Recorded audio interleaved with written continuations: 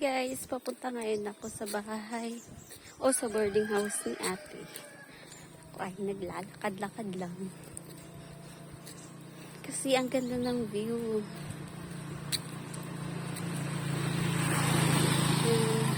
Medyo malayo-layo pa.